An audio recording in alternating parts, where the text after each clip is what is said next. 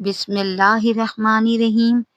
جو شخص پاؤں پر تیل لگا کر سوتا ہے وہ جلدی بوڑھا نہیں ہوتا اور اس کی نظر بھی تیز رہتی ہے۔ سیب کھانے سے پہلے سونگھ لینا ہر بیماری کی شفا ہے۔ زیادہ گھی کھانا دل کے لیے نقصان دہ ہے۔ ابلے ہوئے پانی کے ساتھ دوا کھانے سے دوا جلدی اثر کرتی ہے۔ 100 سال تک جوان اور توانا رہنا چاہتے ہو تو رات کو اسبگول کا چھلکا دودھ میں ڈال کر پی لیا کرو۔ دل کے مریض اور شوگر کے مریض کلیجی کھانے سے پرہیز کریں۔ ناشتے میں کیلا کھانا پورے دن آپ کے موڈ کو بہتر اور خوشگوار رکھے گا اور آپ منفی سوچ سے بچے رہیں گے۔ کام ختم ہونے پر گاجر کھا لینے سے جسم کبھی تھکتا نہیں ہے۔ جو لوگ نیند کم لیتے ہیں وہ زیادہ چڑچڑے ہو جاتے ہیں اور بھوک بھی زیادہ لگتی ہے۔ خالی پیٹ انار کھانے سے جسمانی طاقت بڑھتی ہے اور انسان تندرست ہو جاتا ہے۔ اگر ہونٹ پھٹنے لگے تو گائے کا کچھ دودھ ہونٹوں پر لیپ کر لیں، ہونٹ بالکل بھی نہیں پھٹیں گے۔ روزانہ نہار منہ اسبگول کھانے سے معدے کی تیزابیت ختم ہو جاتی ہے۔ پاؤں کے انگوٹھے پر سرسوں کے تیل کی مالش کریں، درد ختم ہو جائے گا۔ موٹے ہونے کے لیے رات کو روٹی دودھ میں بھگو کر رکھ دیں، صبح نہار منہ کھائیں، جسم موٹا ہونا شروع ہو جائے گا۔ اگر سونے سے پہلے شہد چاٹ لیں تو نیند بہت اچھی آئے گی۔ زمین پر جب بھی بیٹھو بغیر ٹیک کے بیٹھو، جسم کے مرکزی مسلز مضبوط ہوتے ہیں۔ پانی میں نمک شامل کر کے بال دھونے سے جوؤں کا خاتمہ ہو جاتا ہے۔ مولی چبانے سے پیلے دانت سفید ہو جاتے ہیں۔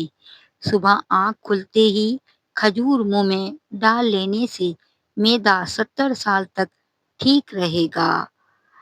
اگر گلے میں خراش ہو یا آواز بیٹھ جائے تو نہار منہ کالی مرچ پیس کر پانی کے ساتھ کھا لیں۔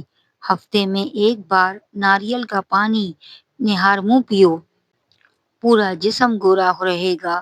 اگر کسی کا پیٹ باہر نکلا ہوا ہو تو دل کی بیماری لاحق ہو سکتی ہے۔ عورت بیٹھ کر جھاڑو لگائے، اس کے گھٹنوں میں کبھی درد نہیں ہوگا۔ اگر پاؤں میں موچ آ جائے تو برف سے سکائی کریں۔ جو لوگ گنجے ہو رہے ہوں یا بال بہت جھڑ رہے ہوں تو مولی کا رس سر پر لگائیں، نئے بال اگنا شروع ہو جائیں گے۔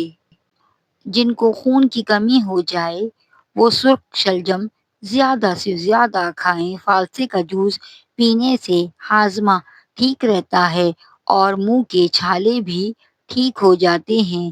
آلو بخارا کھانے سے جلد خوبصورت ہو جاتی ہے۔ چہرے کی جلد کا مسئلہ ہو تو چہرے پر قدرتی چمک لانے کے لیے گرم پانی فائدہ مند ہے۔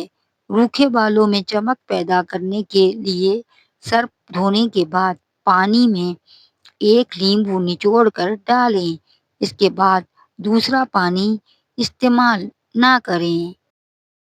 سیب کے درخت کے پتے چبانے سے دماغ تیز ہوتا ہے اور دانت مضبوط ہوتے ہیں۔ دماغ تیز رکھنا چاہتے ہیں تو پیٹ بھر کر نہ کھائیں۔ اگر گلے کی خراش ختم نہ ہو رہی ہو تو چاکلیٹ کھانے سے خراش ختم ہو جائے گی۔ پاؤں کے درد سے نجات کے لیے پاؤں کے انگوٹھے پر سرسوں کے تیل کی مالش کریں، درد ختم ہو جائے گا۔ عورت بیٹھ کر جھاڑو لگائے، اس کے گھٹنوں میں کبھی درد نہیں ہوگا۔ بالوں میں دہی لگانے سے بال چمکدار، گھنے اور لمبے ہو جاتے ہیں۔ دہی کے استعمال سے جسمانی کمزوری دور ہوتی ہے۔ آلو کا ابلا ہوا پانی سر پر لگاؤ، بال کبھی سفید نہیں ہوں گے۔ جسمانی کمزوری کے لیے روزانہ 5 کھجوریں کھائیں۔ کھڑے ہو کر خارش کرنے سے خارش بڑھ جاتی ہے۔ صبح کے وقت سیب کھانا بہتر ہوتا ہے اور رات کو کھانا نقصان دہ ہے۔ کچے پھل کھانے سے بال نہیں جھڑتے۔ زیادہ کھانے والا ہمیشہ بیماریوں کے نرقے میں رہتا ہے۔ نزلہ زکام جان نہ چھوڑ رہا ہو تو بھنے چنے چھلکے سمیت ایک مٹھی روزانہ کھاؤ اور گھنٹے تک پانی نہ پیو۔ بادام کھاتے وقت اچھی طرح چبا کر کھائیں، دماغ تیز ہوگا۔ جن لوگوں کا بلڈ پریشر کم ہو جاتا ہے وہ روزانہ جوار یعنی جو کھائیں۔ اس کے علاوہ لال چقندر کا استعمال بھی بہترین ہے۔ اگر موٹاپے سے بچنا چاہتے ہیں تو کھانا کم کھائیں۔ شوگر کے مریضوں کے لیے کچی گوبھی کھانا بہت مفید ہے۔ گرم چیزیں کھانے سے دانت کالے ہو جاتے ہیں۔ مولی والے پانی میں نمک ڈال کر ہاتھوں اور پاؤں کا مساج کریں۔ ہاتھ اور پاؤں صاف اور گورے ہو جائیں گے۔ اگر الرجی ہو جائے تو فوراً دہی میں کھیرا ڈال کر کھائیں۔ ہر قسم کی الرجی اور خارش ختم ہو جائے گی۔ بالوں میں کنگھی کم کرنے سے بال زیادہ جھڑتے ہیں۔ صبح وقت پر ناشتہ نہ کرنے سے جسمانی اور دماغی کمزوری ہو جاتی ہے۔ اگر منہ میں چھالے ہوں یا مثانے کی کمزوری ہو تو تخم ملنگا کا استعمال کریں۔